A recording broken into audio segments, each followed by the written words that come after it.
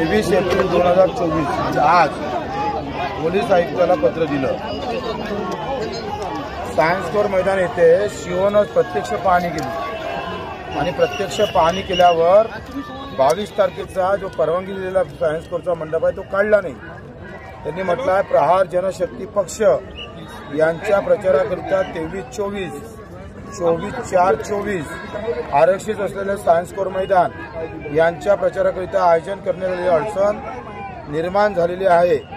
त्यामुळे सदर science core मैदान येथे सध्या स्थितीमध्ये कायदा सुव्यवस्था सुरक्षित याबाबत प्रश्न निर्माण होण्याची शक्यता नाकारता येत नाही।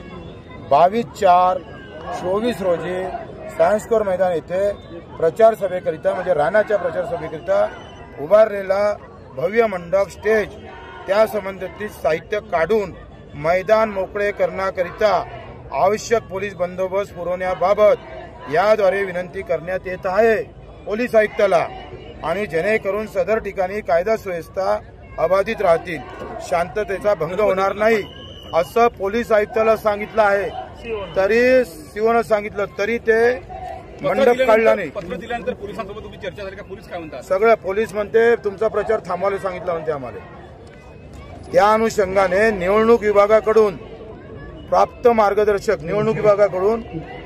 मार्गदर्शक सूचनेनुसार सदर्भ दिनांकास जीप सायन्स कोर अमरावती येथील मैदान आरक्षित असल्याचे आयोजक विनोद गुहे निवडणूक प्रतिनिधी भाजपा यांना मैदान उपलब्ध करून देता येणार नाही असं शिक्षण अधिकारी जिल्हा परिषद 22 तारखेला सांगितलं। त्यांना भाजपाला परवानगी नाकारली आहे हे स्पष्ट आहे। तरीही अरे रावी आमचा प्रचार थांबवलाय पोलिसांनी। पोलिसांची दंडुकशाही चालू आहे।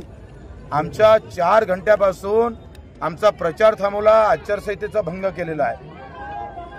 आता काय भूमिका आहे तुमची? आता घेऊ, आता धीरे धीरे समोर जाऊ।